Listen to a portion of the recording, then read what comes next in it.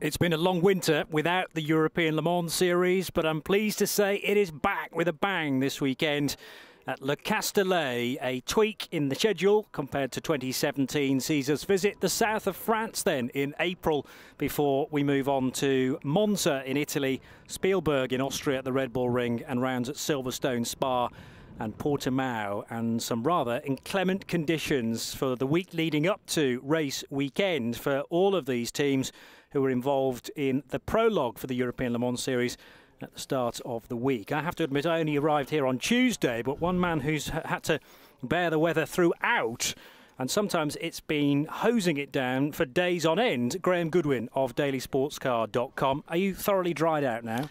Just about. There might be some soggy corners that start to work their way through. Good afternoon, Johnny. Good afternoon, everybody. Welcome to what, thank the heavens, yes, is a sunny Le Castellet circuit. We have had days and days of torrential rain, and I'm pleased as punch that we're here for qualifying now with a fantastic grid, 45-car grid for the opening round of the European Le Mans Series, including this car, the number 55 Ferrari 488 GTE. Matt Griffin amongst the squad there. It is Matt amongst the GTE drivers that holds the record for pole positions in European Le Mans Series history with 8. This is the EB Motors car. First video pictures you will have seen of this car. This is the winning team from the Michelin Le Mans Cup GT category last time around, and this is the championship winning car from last year, the number 66 car from JMW Motorsports, the Ferrari 488 GTE, replaced midway through the season. And what a season it was for Jim McWhirter and friends, taking that famous victory at Monza with the last race for the 458 GTE. The next race was the Le Mans 24 Hours with this car making its debut. It won there too. And a very different lineup for that crew. The 66 with Liam Griffin, Alex McDowell and Miguel Molina, the Spaniard. This is the number 77 Porsche, and not the Porsche that they were expecting to be racing, indeed. Marvin Dienst, Dennis Olsen and Christian Reed, a stellar lineup. But there's a story here, Graham. There is, rather. Very first run for Joel Camathias, Swiss driver, ended rather badly for Joel, and even worse for the 77 car. That chassis, I'm afraid, damaged beyond repair here, replaced by one of the Proton competition cars allocated to the WC. The other WC car, by the way, is the EB Motors car here. So they are fully extended in the very first racing weekend with their efforts with the mid-engine, remember, 911 RSR. But they've managed to pull that through with the assistance of the head of customer racing at Porsche, one Mark Lieb, who was here and actually tested the Sister 88 car. Both cars in the flat grey livery, and also in a greyish livery. There's a matching jet across on the airfield. The VistaJet backed Thomas Fleur, Francesco Castellacci crewed car. This is the 54 car from the WEC, one of 4 WEC full season entrants that is actually taking part in the race. We're going to be seeing another of those cars very soon. The EB Motors car just looks stunning. Yeah, it does. Kind of what we call that, a navy blue. Yeah, I think so. With the gold roof, the yellow, red and black Bugatti-inspired colours, by the way, from right. JMW. But there's no more famous racing colour, Johnny, than the one we're looking at now. That's Gulf Racing UK with their Gulf livery 911 RSR. Under 15 seconds to go green at pit exit. There is our race director, Eduardo Freitas, giving us the countdown to the start of a 10-minute session. 5, 4, 3, 2, 1. Pit exit is open. Qualifying for LMGT has started. Please remind drivers of the absolute need to respect track limits. And a time to remind you that it is 3 different sessions for qualifying. The first for GTE, the second for LMP3, and the third for LMP2. All of 10 minutes. And bear in mind, that 10 minutes also includes an out lap, so it doesn't leave you too much time, spare time for flying laps. We'll see whether you can get 4 or 5 in, but we're running the full Le Castellet circuit, minus the chicane this year. Remembering back to, not quite 12 months ago, but last August, there was a halfway down Mistral straight, hit the brakes, turn left, then turn right and rejoin that straight. You don't need to do that, at least in the European Le Mans Series and the Michelin Le Mans Cup. And there is a perfect time to see the track diagram. 3 sectors, the first running from the start line through to turn number 6. then that long back straight, and about 2/3 of the way down the Mistral, you reach the end of Sector 2. And the final sector, actually quite niggly, and you need to carry good momentum through there. Turn 8, rapid, but then that sharp right-hander at 9 and 10, and then 11, 12, 13 and 14, all about momentum as you come out of Virage du Pont to finish the lap. And there are many drivers here that have raced at Paul Ricard through a number of seasons, so highly experienced, and Matt Griffin is one of them. He's out in the 55 car from Spirit of Race. He is. We can update you with who's in what right now. Matt Griffin, it is in the 55, 54 car. That's the VistaJet backed 488 from Spirit of Race in the hands of Francesco Castellacci. Shares that car with Thomas Fleur, of course. No Giancarlo Fisichella, who will share the 54 for the WEC this weekend. But it's about seat time. Miguel Molina, in fact, the driver that shared that car last year, that 54 car in the WEC, is aboard the JMW Motorsport car with an all-new driver lineup for the 66. Dennis Olsen, Porsche Junior driver, is in that refettled 77. We have Andrea Bertolini in the Krone Racing 83, the return of Krone Green to the European Le Mans Series. Ben Barker is aboard the Gulf Racing Porsche. Matteo Caroli is aboard the 88 Proton car, and Ricardo Pera, it is, out in the number 80 EB Motors car. So is Matt Griffin going to add another one to his record, 8 pole positions in the European Le Mans Series aboard the 55 car? You sort of wouldn't bet against him, no, apart from the fact the Porsches have been pretty imperious in testing here. Well, they have, and just looking back to the times from Free Practice 1 and Free Practice 2, 2, by the way, was held this morning in dry conditions. Free Practice 1 very much not dry, but it's the 88 that was fastest in each, so not only does it carry good dry pace, but also pretty good in the wet if we do get a shower during tomorrow's first race of the year. Midday till 4 o'clock is the scheduled time for the 4 hours of Le Castellet, by the way. That's Central European time. Do the relevant adjustment wherever you may be enjoying this race around the world. We're already over 3 minutes into this session, and so far haven't had a single flying lap posted. There is an illustration of how little time these drivers have to play with. Well, Matt Griffin hammering down the Mistral Thusin now and into the 3rd sector of the lap to complete the first flying lap of the session. He did post a purple sector, unsurprisingly, in the middle sector down the Mistral, but that's now been bettered by Ben Barker. At the moment, it's all about the Porsches setting purple sectors, but Matt is going to top the times by dint of being the first man out, the first man to lap at speed. It does look a pretty quick lap from the number 55 car. 8 cars in this session. We've still got 18 LMP3s to come and 19 LMP2s. A stunning prototype grid. So Matteo Griffoni accelerating out of 14. The current lap for car 77, which is Dennis Olsen's Proton competition Porsche, is going to be deleted though because of abusing track limits at turn 2, which is the right-hander immediately after that left-hand sort of 90 degrees. There's a chicane that kicks off the lap basically, and it's the second element of that. And Matt Griffin does indeed go to the top. So 154.949 is the target for the rest. Ricardo Pera pops in with a 55.183 in the EB Motors car, but immediately that time is bettered, and bettered by a distance by Ben Barker. Gulf Racing go to the top of timing the score in a 153.586. Particularly impressive, I should say, for Ben and the Gulf Racing team. They didn't take part in the LMS prologue earlier this week, which means that Free Practice 1 here was the very first time they've tested this car on Dunlops. All the cars on Dunlops, of course, in this class. Yep. With the yellow sidewalls very visible there on the 88 car, which turns right, and Matteo Cairoli expected across the line imminently, and goes to the top with a 153.377. So that's 0.2 of a second clear of Ben Barker's time in the Gulf Racing Porsche, the blue and orange machine, and then the Spirit of Race Ferrari of Matt Griffin slipping to 3rd. Is this Porsche already starting to stamp their authority on this session then? 4.5 minutes to go. So that to make that time 2 tenths quicker, it was 3 purple sectors as well for Matteo Caroli. As perfect a lap at this point, as we've seen. 4 minutes 20 seconds remain. Just Dennis Olsen having had that lap taken away for track limits yet to set a time. It's Caroli from Barker, then Griffin. Molina pops up in 4th. Pera, Bertolini, Castellacci, then Dennis Olsen. They are your 8. Is an all Porsche and Ferrari class here. 4 of each.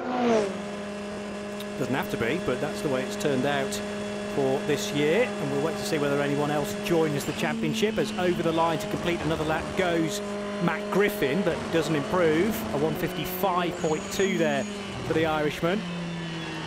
As the JMW Motorsport Ferrari, number 66, with Spaniard Miguel Molina at the wheel, is just heading through turns 9 and 10 now.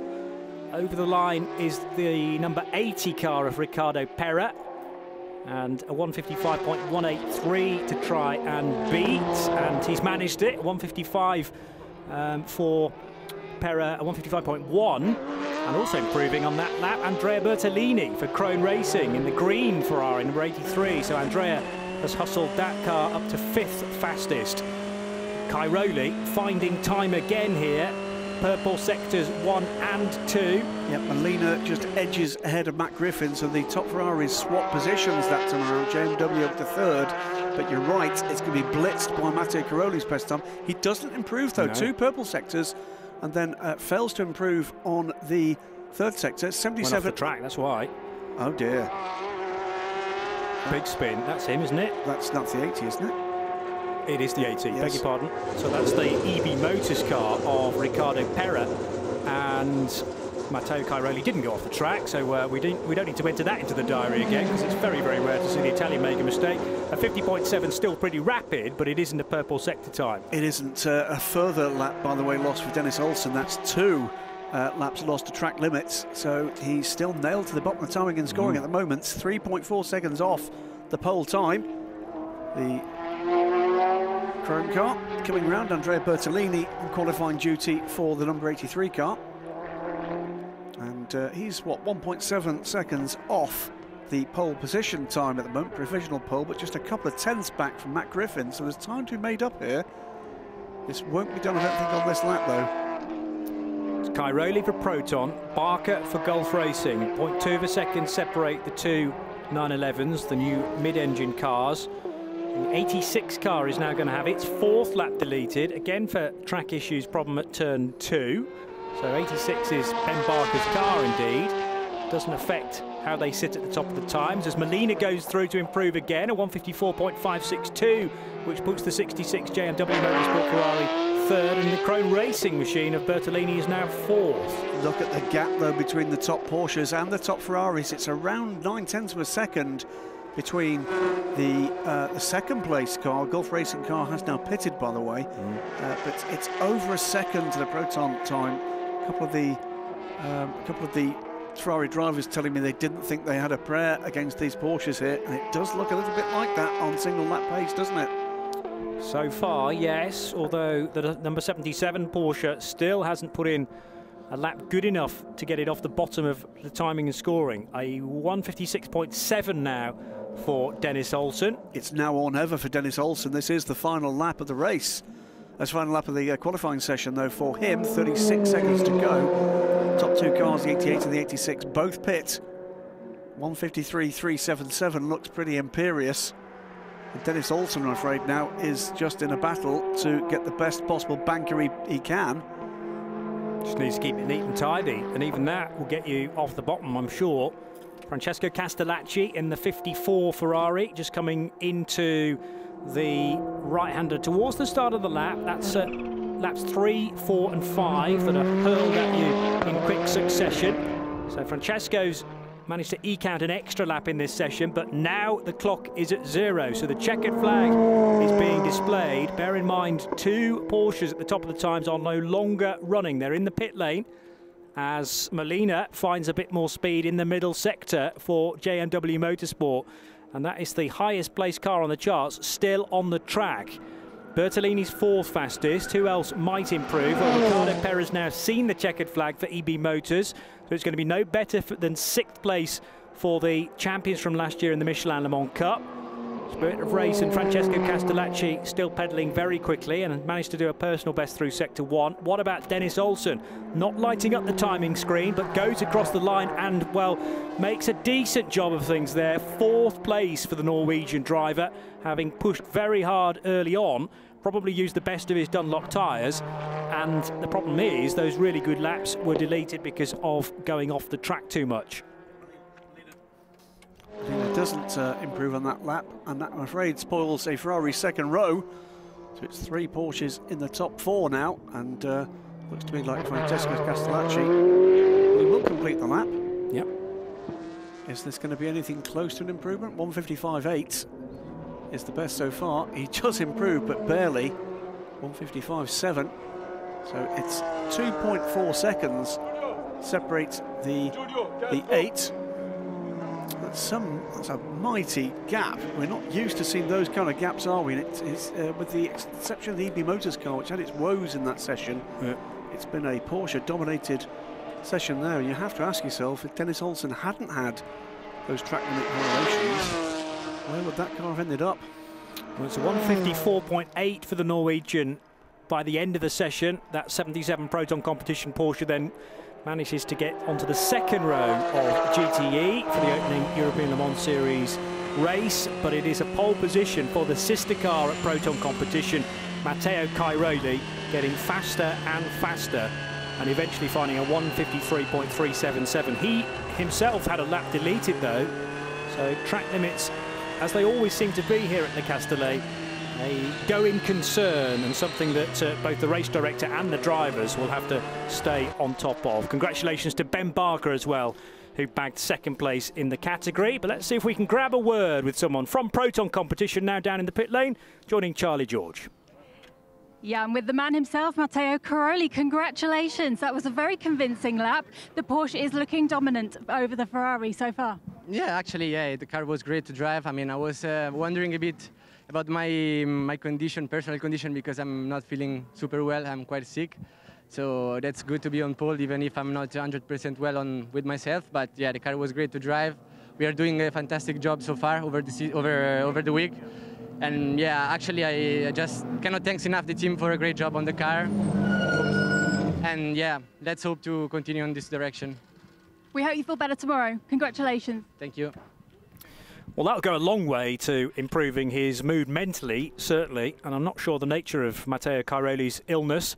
Might be a viral infection, but clearly he managed to get his mind straight and distract himself from that for long enough to do some fabulous laps. An example there of the Porsche just very nearly getting all 4 wheels off the track, and that's one of the telling places out of turn 14. Also, people being stung for track limits out of turn 2. But here is the order then for tomorrow's midday race. Proton competition with their new customer Porsche taking pole position at 153.377, 0.2 of a second clear of Ben Barker in the Gulf Racing 86 example. Then the best Ferrari, JMW Motorsports 66 car, driven by Miguel Molina, 1.1 seconds slower than Matteo's time. The 77 Proton competition car of Dennis Olsen was 4th fastest, ahead of the Krone Racing Ferrari, the Spirit of Race prancing horse, EB Motors and their Porsche number 80 was 7th fastest, ahead of Francesco Castellacci, who struggled a little bit in the 54 Ferrari. And the next session is due to start bang on 2 o'clock. It's going to be another 10 minutes for qualifying, and this time 18 LMP3 cars out on track. And with thanks to Matt Fernandez, reminds me that that's an extension of Proton Competition's pole-winning record in the LMS. Now up to 7 pole positions. They already held the record at 6. So good stuff from them with their very first competitive session with their brand new car. Tyre pressures to be checked. All of the post-session data to be retrieved then from 66 Ferrari. There is Miguel Molina just glancing over his handiwork and wondering, we can't go anywhere close to this Porsche pace. What will happen this weekend? Well, qualifying is one thing, of course, and you can be quick on a single lap pace, but the beauty of a 4-hour race is that heaven knows what will be thrown at the teams throughout the course of that event. Big spin for the number 80 car, and that was Ricardo Pera doing the qualifying. Raymond Narak and Fabio Babini, his teammates. But Ricardo having a little bit of a spin, thankfully not collecting anything solid, and he was able to carry on and eventually qualify the car in 7th position. And there was the 66 Ferrari. Here's the 86 Ben Barker driven Gulf Racing Porsche, and managed to bag 2nd position. So it'll be an all Porsche front row in GTE.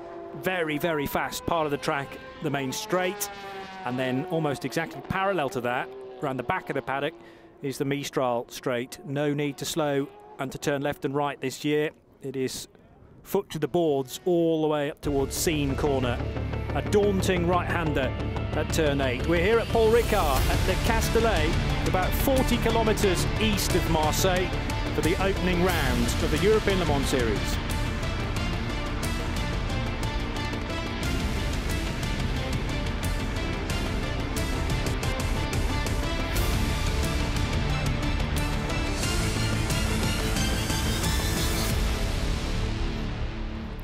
Slight increase in temperature I just noticed as well. The earlier session for the Michelin Le Mans Cup held just below 15 degrees Celsius. We're almost up to 17 or 17.5 degrees Celsius. So it's steadily climbing, and the track temperature won't be too far above that probably, but creeping up slowly as the sun continues to heat it.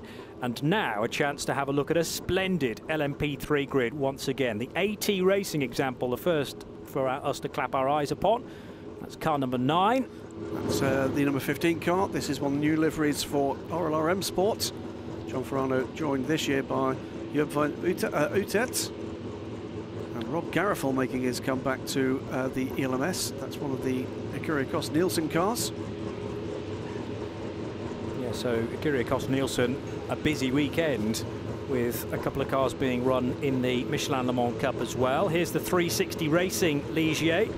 Terence Woodward, Ross Kaiser and James Swift. And that's a name we're going to be saying a lot. That's United Autosports, and one of their, well, squadron of LMP cars here this weekend. There's 7 LMP cars across 2 competitions, and 2 apiece, LMP2 and LMP3 in the European Le Mans Series. That is the number 2 car of the reigning champions, John Falb and Sean Rahal. Also doubling up, by the way, the Inter Europol team. The 13 this year is joined by sister car 14, the Norwich City cars, as we love to tell them. Polish flag flies proudly on the team logo. Just a brief look, there is John Falb in the United Autosports garage, and just a quick look at the Oregon team Norma, and an increased number of Normas this year. Yes, I make it 4. It is 4 Normas, and the rest of the 18-car field are Ligiers, but Norma very, very fast down the straight here at Ricard. We saw them dominating just a little while ago in the Michelin Le Mans Cup car that's qualifying. But one Norma followed by another there on pit road. The Oregon team car ahead. That is the 19 car, I think. That is the M Racing Y&R car. It is. Boo and Ligeray. Combat livery. Yes. You can barely see it, can you? Well, no, especially from this angle. The day glow stripes do tend to kind of make it stand out a little bit here in the sunshine. Ultimate are back, but with a very different car. They ran a Ligier last year. It's a Norma M30 for the French crew. Exactly the same driving lineup, though. Start qualifying for LMP3s. And a very late change for Ultimate, just days before the prologue test, but they're putting things together at a pace. And a newcomer here to the European Le Mans Series, number 16 car from BHK Motorsports, flagged from the UK, but an all-Italian driver lineup. 9, 8, 7, 6, 5, 4, 3, 2, 1. Pit exit is open. LMP3 qualifying has started. Please abide by track limits. There is that subtle reference again from Eduardo Freitas to come on, guys, try and keep the car within the white lines if at all possible. Yep. Many people have been pinged already today in both different races, if you like, for the Michelin Le Mans Cup and the European Le Mans Series. So I'm sure plenty of other laps will sadly be deleted. But it's those that keep it neat and tidy that will take pole position. It was the velvet glove of Eduardo Freitas, but there's an iron fist underneath it, should anybody not be listening. Away goes number 15 car. We can start to see, as the cars cross pit exit, who we're going to be enjoying the efforts from in this session. And number 15 car will be indeed Joop van Utet. And he's been a revelation this weekend and in testing, very, very quick. He's been coaching John Farano too. the M Racing YMR cars will be Biel in the 18 car, David Drew in the number 19 car. United Autosport send out Sean Rahal, Matt Bell. Matt will be starting his 100th race for United Autosports later today in the Michelin Le Mans Cup. Fantastic record from him. Tom Borger, the 4th from Cool Racing. Ross Kaiser is out there for 360 Racing. Alex Capadia in the Acuricos Nielsen car, the number 7. Jan Clare in the AT Racing number 9. Giorgio Mondini and Max Hanratti in the Euro International Ligiers. Shimoski and Henning Enquist in the 13 and 14 Inter-Europol cars. Draconi and Mathieu Lehay in the BHK and Ultimate cars, the 16 and 17 respectively. They are your runners for this 10-minute qualifying session, already down to 8 minutes as Joop van Uitert crosses the line to start what will be the first fast lap, just as from pit lane comes one of the Normers. Slightly compromises the line in there, Johnny. Yes, he does. That was the DKR engineering car, so number 8 joining the session relatively late on, and it'll be Alex Torrell, the Spaniard, to qualify that car. Not sure thinking behind, actually, from DKR engineering, introducing that car relatively late in the session, and then right in front of the lead machine, as we've mentioned. Joop van Uitert from the Netherlands then, very quick indeed. New to this championship, the 15 car will no doubt trouble the top 6 or so in this session, and probably better. Nearly 7 minutes to go. Another car to join late on was Alexei Chuklin in the Nefis by Speed factory number 5 car. And that 5 is also a Ligier. Much improved pace from the Speed Factory team with this new look squad. It's a Russian and Ukrainian 3-man driver squad. Chuklin out on track. Joop van Uitert, sorry, comes through into sector 3. That's where it gets a bit more technical again. And we've had some fun and games in racing in this part of the track, Johnny. Well, we certainly have through the years, yes. It's tricky enough during qualifying when you're on your own. Theoretically, you're on your own. As the skid plank there just skims the top of the curb and creates a little bit of smoke. There's the number 19 car then from M Racing YMR. Squealer tyres in the background. Was somebody looping a machine around? This is David Drew, by the way, who raced with Duquesne Engineering last year. Duquesne not in the LMP3 part of the race this year because they now effectively taken charge of Norma, and rather than racing against their customers, such as this car, they've decided to move up to LMP2 and leave the P3 runners to squabble amongst themselves. So Duquesne are still residents in the European Le Mans Series, just now in the top class. Through to complete the first flying laps, Joop van Uitert 1:53.516, 38 thousandths of a second ahead of the number 19 M Racing YMR. That's the Norma, isn't it? David Drew. Anton Berger, Cool Racing, pops through in 3rd. Then it's Alex Capadia. Kubishmovsky is 5th quickest at the moment. Then Ross Kaiser, Max Hanratti completes the top 6 as more quick times coming in. Van Uitert, though, going quicker again this time around. Matt Bell goes to the top, 1:53.226. He's looking to celebrate his ton-up with United Autosports in appropriate fashion. 0.3 of a second the margin between Bell and Van Uitert then in the United Autosports and RLR M Sport cars, and Van Uitert is faster again. By 0.3 of a second in the first sector, and faster in the second sector than Matt Bell managed on that provisional pole setting lap. Under 5 minutes to go now. This is going to get very hot very quickly. 0.4 of a second, by the way, separate the top 5 at the moment. David Drew for M Racing YMR, Giorgio Mondini for Euro International is 4th, 5th place Sean Rahal, and a pensive-looking John Falb in the United Autosports garage is paying close attention to this then. The defending champions, remember, were searching to maybe get into LMP2 for 2018. That deal didn't come to fruition, so back into LMP3 to defend their title, and Sean Rahal is the fastest of anybody now through Sector 1 in car number 2. Mathieu Lehay in the Ultimate Norma M30, car number 17, is 6th fastest, ahead of Antonin Borger, and then the AT Racing car in 8th position. But back across the line comes Joop van Uitert to improve again, a 152.555 as old Alex Torrell late to the party, now up to the front row. Although, as I say that, David Drew overtakes him. David Drew now there, just a tenth of a second back for Van Uitert. So it's a 152.5 from a 152.6. Then there's quite a big gap, a further half a second back before we get to Alex Torrell and Matt Bell, who's on a lap. He's improving his time on this one. So Matt just about to cross the line, and then we'll see where he ends up. He doesn't go back to the top. He goes, no, he hasn't completed the lap, sorry. But Van Uitert quicker again. He shows even more. He's the first man under 33 seconds in the first sector. 3.5 minutes left. Here comes Matt Bell to complete that lap. He stays fourth, 152.7. He does improve the time of the number 3 car. So United Autosports with 2 cars in the top 4, but not where they want them. I thought Sean Rahal was about to have a moment then at turn 1. He wrestled the car up to second fastest, but now make that third because Mathieu Lehay sits between Joop van Uitert and Sean Rahal. So the ultimate car, by 0.003 of a second, misses out on provisional pole there. Mathieu Lehay so close to the Dutchman's speed in RLR M Sports car. This is remarkably close with top 3 now. Van Uitert, Lehay and Rahal within a tenth of a second for pole position. 2 minutes and 40 seconds left to run in this short 10-minute session, and it could barely be closer, could it?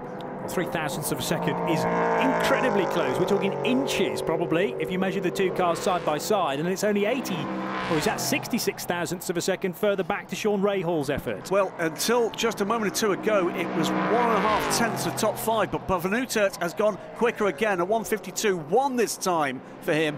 He pulls out 0.3 of a second over Alex Torrell, stays in second position with a further improvement in time from him too. 6 tenths now separate the top 6. Tremendous display from the brand new RLR M Sport pilot. It's an absolute best through the middle sector for Mathieu Lehay, the car we're looking at now from the ultimate squad of France.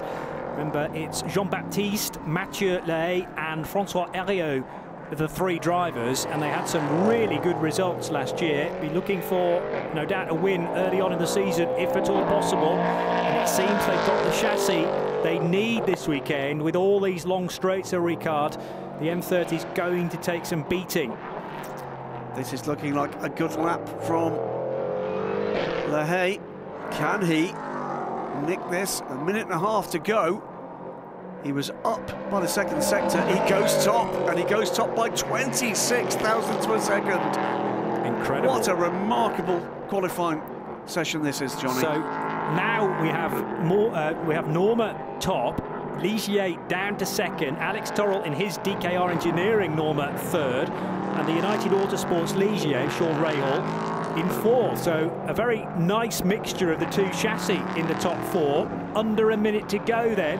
And who is next due across the line? Because I'm still seeing blue times coming through, and they are personal bests. Also, Alexei Chuklin, the Ukrainians, managed to set the fastest middle sector of anybody with his last lap, a 153.198. Watching Mondini, watching Kaiser, watching Van Uitert, watching Lehay, watching Alex Torrell, watching Matt Bell.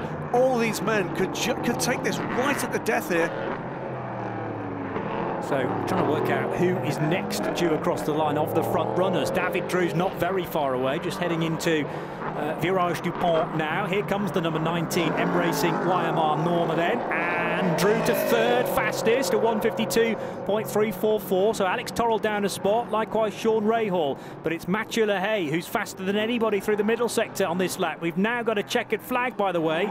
That's Giorgio Mondini in the number 11 Euro International car. Some time to find for the Italian as Nathan Biel in the other M Racing YMR car goes across the line to bag 7th position. But a massive first sector from Joop van Uitert, 32.896, way quicker than anybody else in that top group for that first sector. But the Ligier loses out on the long Mistral straight. That's where the Norma comes back into play.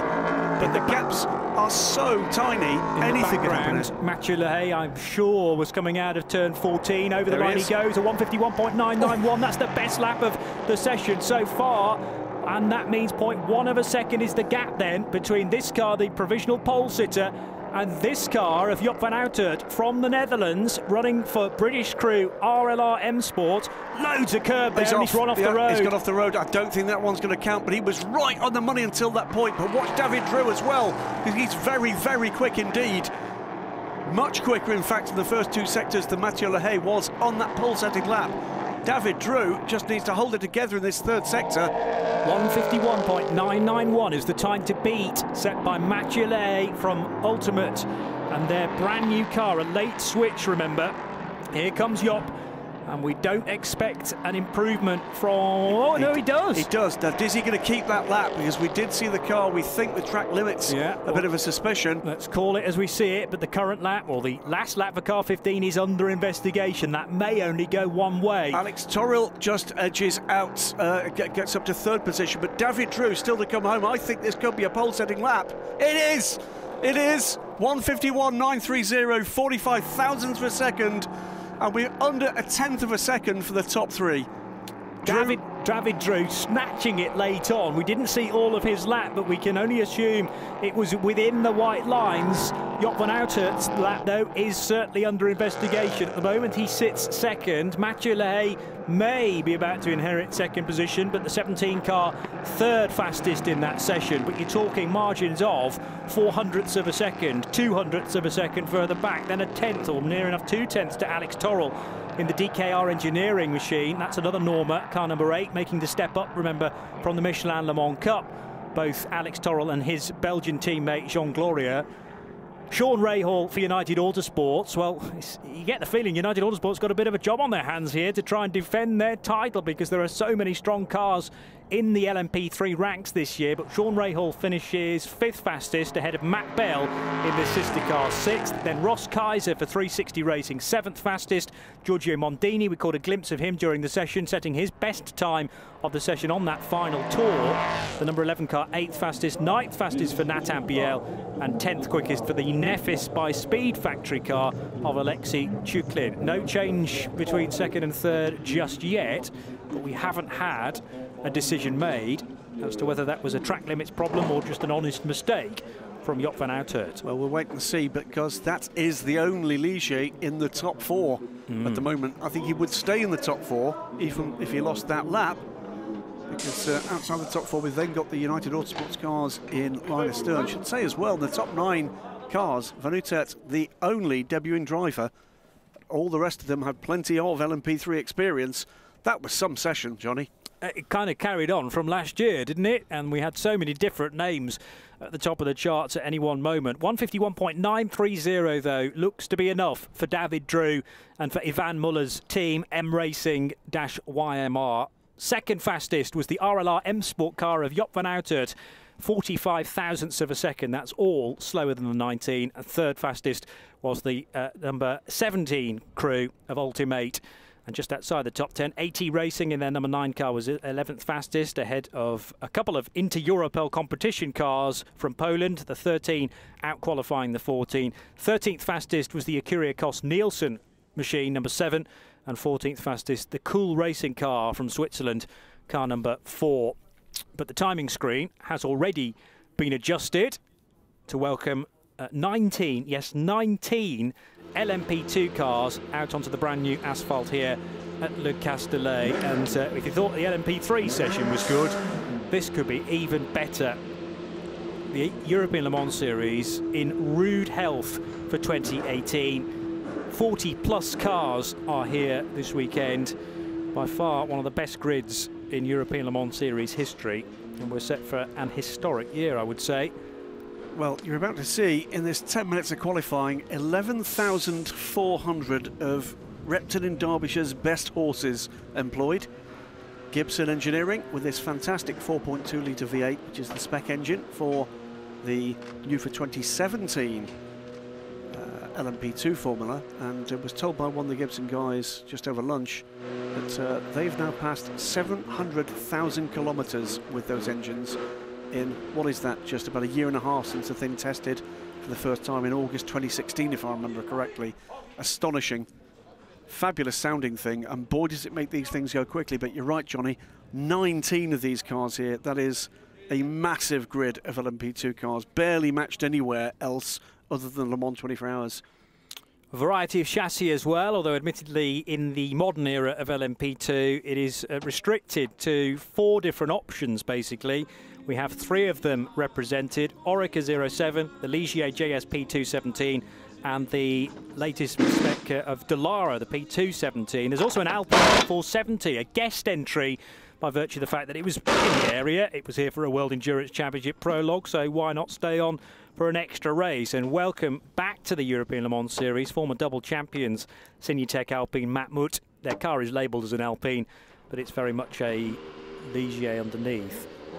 Track workers just taking a look at what looks like some track surface damage. This track was totally resurfaced in the off-season. Very much an Orica underneath, I should say. Anyway, let's have a look at the highlights of LMP3 qualifying. There were plenty of them, and virtually every team had a go at being in the top 6 at any one point. Leaving it so late though. David Drew in that number 19 M Racing YMR car to take pole position, but Joop van Uitert for RLR and Mathieu Lehay ran them incredibly close. The victorious margin in qualifying just 0.045 of a second. Well, Dallara double there, 47 the 49, 49 the car in the lead of those that pair. That's the high-class racing car ahead of the Castellet Vallorba course. New entry for this year. This is the 31 car, APR by Rebellion. That is Harrison Newey in the 31 Orica. It's one of 2 teams, APR, Algar Pro Racing, running a mix of chassis, this Orica and their regular Ligier. You have the same with Edex Sport, made a late decision. Returning champions, Dragon Speed, last year winning the championship in the G-Drive livery car, are back with the 21 car. And a familiar looking driving squad, Henrik Edman, Ben Hanley and Nico Lapierre. Very much this an opportunity for them to get more track time, particularly for Henrik Edman, with their LMP1 programme in the full season of the FIWEC. There's the 31 car, which is the entry from APR Rebellion Racing. You like to call them Rebel Racing, don't Absolutely. you? A lot of APR in that, not a lot of Rebellion, I'm afraid. That's Ryan Cullen, Gustavo Menezes and Harrison Newey that you've already mentioned. Who to qualify it, I wonder? Probably Menezes, just because of his experience of the car. It was Harrison in the car. Wow, okay. Another newcomer to the European Le Mans Series. Got a look at the 22 United car. This is the 24. That's Norman Nato. Very successful driver in the highest levels below Formula One of single-seater racing. Watch for those guys. The 24 car, that looks a very strong squad to me.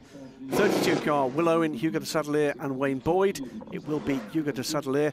Should say it will be, I believe, Bruno Senna qualifying the 22. No Felipe Albuquerque here this weekend. He's busy on the other side of the Atlantic.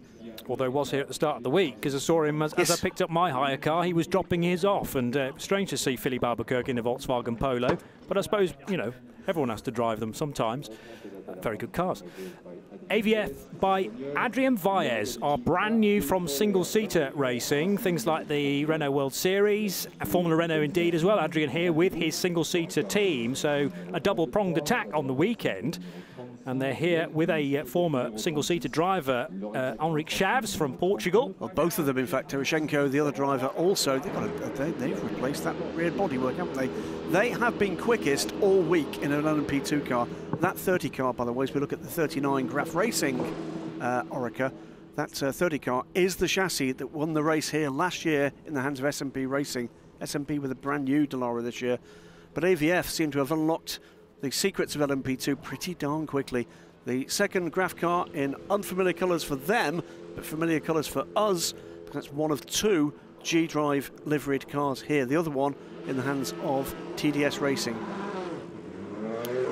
10 minutes have already started to tick by, and there's not much movement there, but there is here. That's the Duquesne Engineering car, straight out and in the hands of Nelson Panciatici.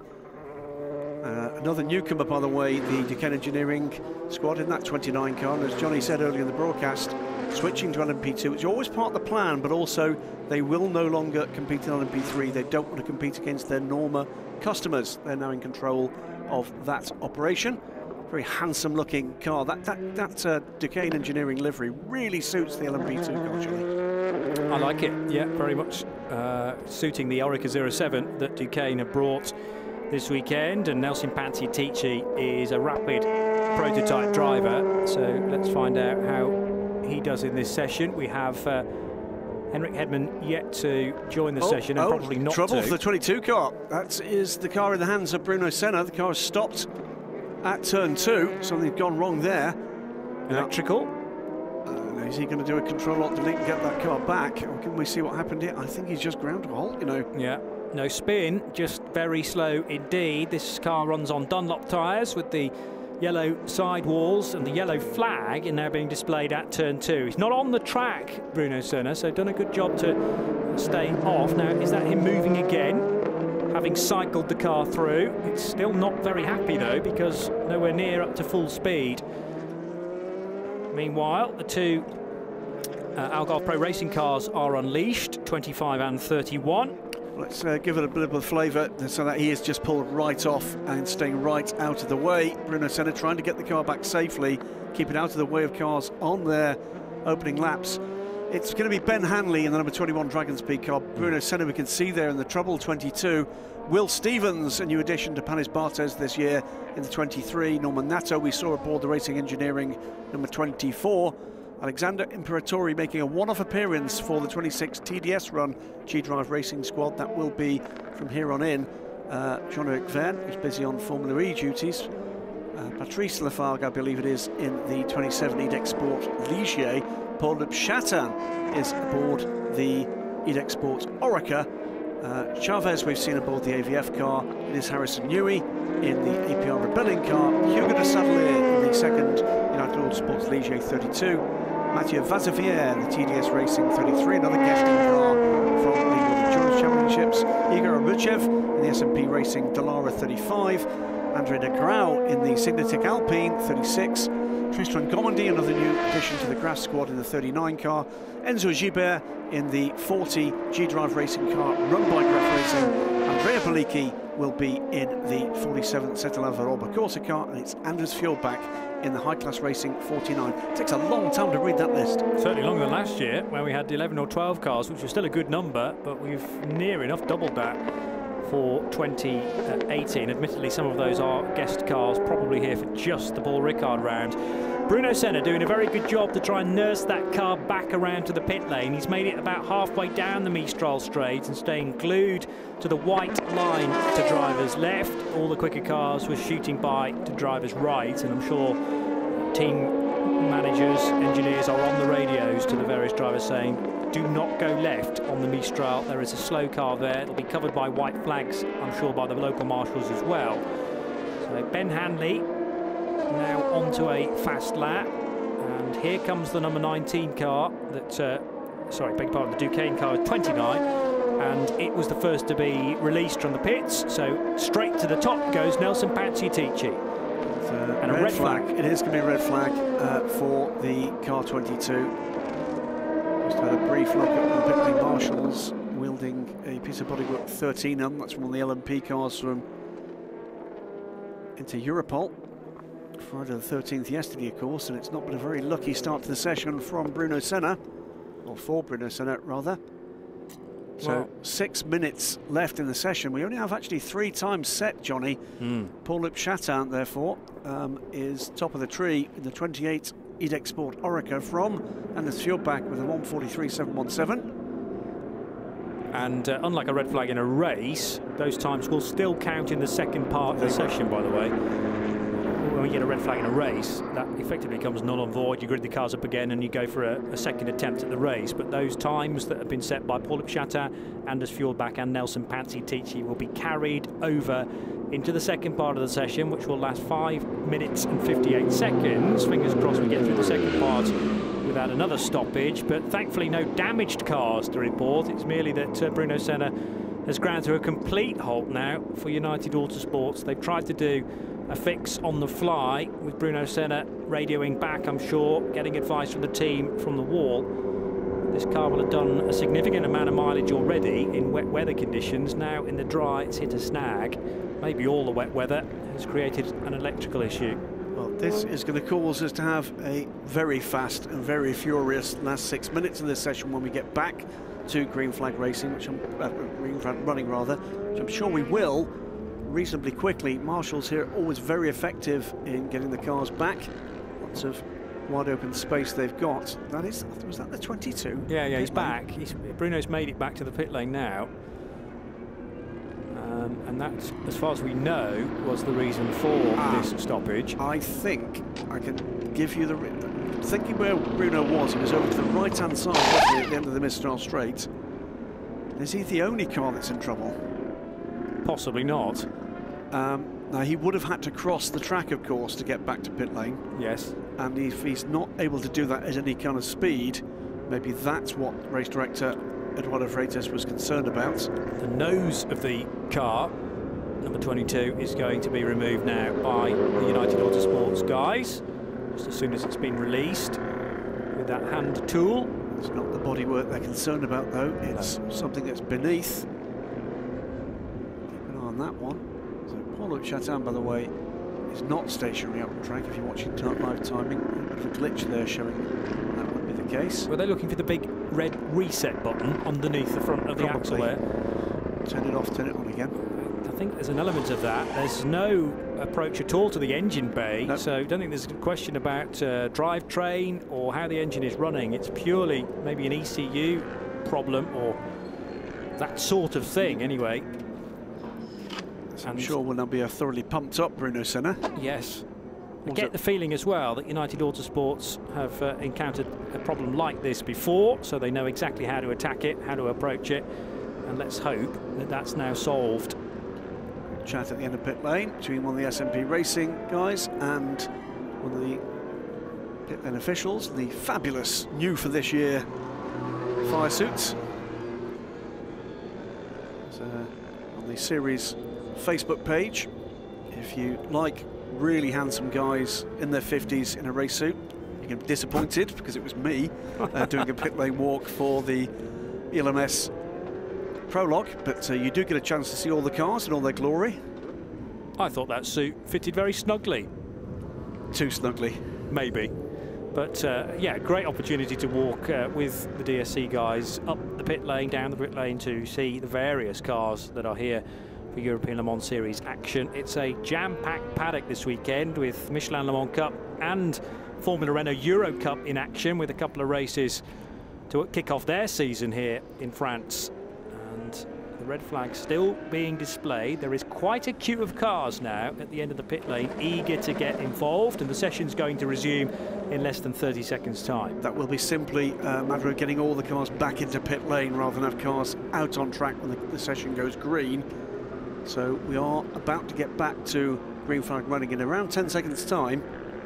There was also an opportunity for marshals to get out on track and maybe do a bit of sweeping if necessary. 5, 4, 3, 2, 1. Pit exit is back to green. Session is live. Pit exit is back to green. Session is back to live. And 5 minutes and 50 seconds now remain on the clock. So we've pressed the pause button. We're running again here at the Castellet. Yeah, out the grenade that is the 26 car. Away they go. Now, this is going to be something to watch for the next 5.5 minutes. Cars will be coming around to start those quick laps. After that, well, step away from the side of the track if you're here. Just move back a little from the TV, because it could get dangerous. Well, a lot of these drivers will be well aware that they've got far less time now to play with. What you don't want to do is throw the car off at the first corner, trying to play catch-up. Just deal with the conditions, register in your brain that you now only have 5 minutes rather than 10, and let's see who can go quickest. With the SMP Racing Lara, one of the first to be unleashed from the pit lane. And it's Yegor Rudchev at the wheel of that number 35 car. So far, Andre Negrão has not joined the session. Oh, no, he has, in the Cinetec Alpine Matlock 36 machine, the Alpine A470. But here is Erudchev of Russia for the Russian outfit SMP Racing. Big big wiggle there, heading through turn 13, rather 11, now 12 and into 13. Mountainous background here, fabulous venue for the opening round of the European Le Mans Series here at Circuit Paul Ricard, which will welcome back Formula One racing for the first time in a long time in June of this year. 4 minutes to go, and across the line then to begin a flying lap goes the SMP racing car. Edex Sport, provisional pole for Paul-Luc Chatin, a 141.523 for the number 28 car. From Anders Fjordbacks, Dallara and High Class Racing, the 143.717, good enough then for that crew to be second fastest. And then it's Nelson Panciatici in the Duquesne Engineering Orica car is third, having set a 152.111. That, I think, was affected by the hazard on track, which was Bruno Senna at the time. 3.5 to go. It is indeed. That was, by the way, was a very quick time for Paul-Luc Chatin, that 141.5. I think it's been a 141.0, the quickest time in LMP2 all week. That came from the AVF crew. But where he was on track was a bit...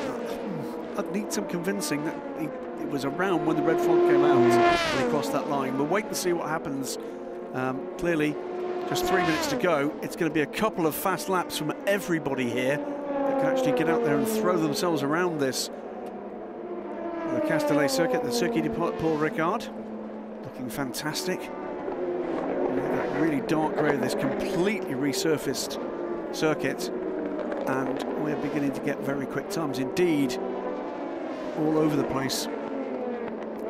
Chatin, Fjordbach, Panciatici, the only three drivers at the moment on timing and scoring, having registered a lap time of any sort before that red flag. We're under 2.5 minutes to go to the end of the session, and I think it's going to get a bit hectic here, Johnny. Well, Yegor Arutchev is through for SMP Racing and up to second fastest already, 0.9 of a second slower than Chatin's time. Tristan Gomendy slots into third position for Graf in the number 39 car, and Will Stevens making a nuisance of himself as well.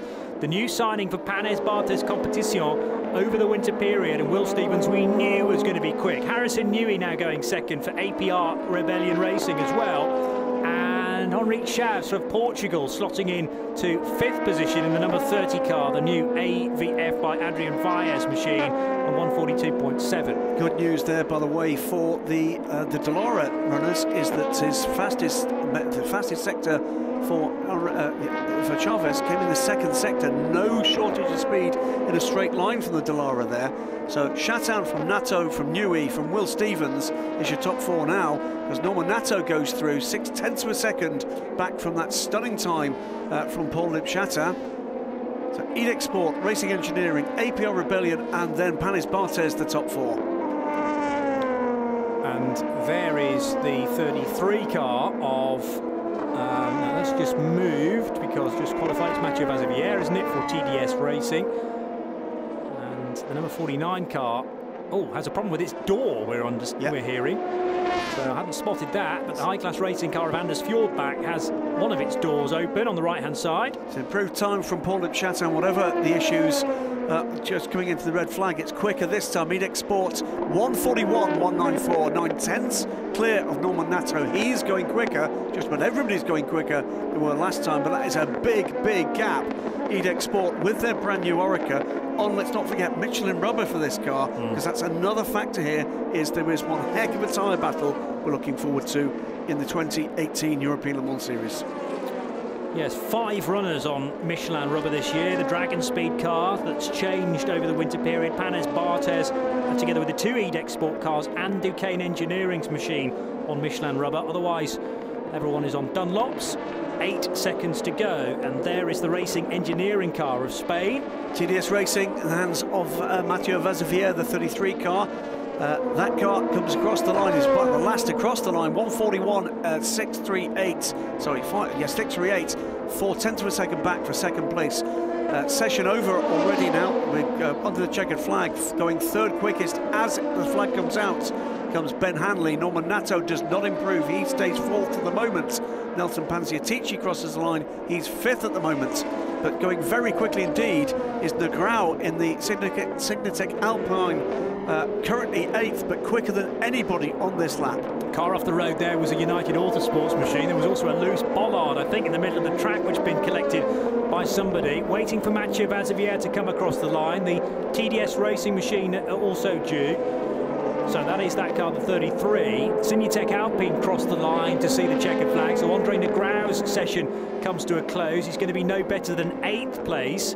Car number 36. Who else is likely to improve? AVF, okay. Watch that car. AVF currently 11th position. Henrik Chavs has just done, though, a personal best through Sector 1 and an absolute best through Sector 2. This is where the bollard went for a Burton. In fact, 2 of them clobbered by, was that the SMP Racing? 35 car. Delara.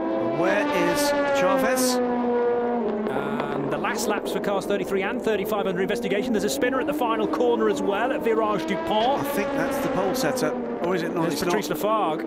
Patrice Lafargue in the 27, and now it's quite tight for cars wanting to get into pit lane at the end of their lap. Mathieu Vazevière goes through, does not improve, and the AVF car's pitted. Now, I think he got caught up. Yeah. I think he got caught up in that, didn't he? He's just had a shot to the right-hand side here. There goes the 27 car, and here comes Chavez. Into a spin.